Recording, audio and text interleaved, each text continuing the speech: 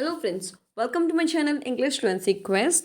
My name is Sushma Shekhawat और आज मैं आपके लिए लाई हूँ एक फिर से यूनिक स्ट्रक्चर जिसको आप अपने डेली स्ट्रक्चर में यूज़ कर सकते हैं, जिसके सेंटेंसेस हैं।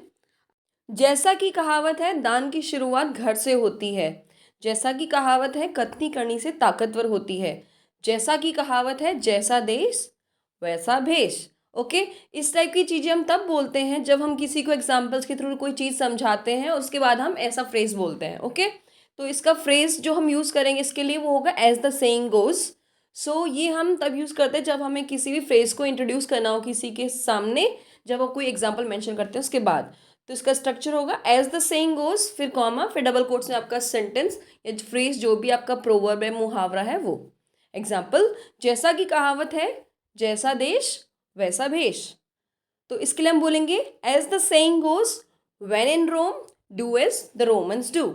As the saying goes, when in Rome do as the Romans do. Next is, जैसा कि कहावत है, नजरों से दूर मन से दूर, मन या दिल या फिर दिमाग से दूर। तो इसलिए हम बोलेंगे as the saying goes, out of sight out of mind. As the saying goes, out of sight out of mind. अक्सर लोग आजकल ये मोबाइल की यूज़ करते हैं कि मोबाइल अगर नज़रों से दूर रहेगा तो दिमाग से भी दूर रहेगा। जैसा कि कहावत है, बड़े काम एक दो दिन में नहीं होते। ओके, बच्चे अक्सर हम बोलते हैं कि मम्मा हमें तो आज ही चाहिए, ये कर दो, हमारी ये कर दो। तो आप बोल सकते हो as the saying goes, Rome wasn't built in a day. As the saying goes, Rome wasn't built in a day. जैसा कि कहावत है, प्यार और जंग में सब जायज़ है।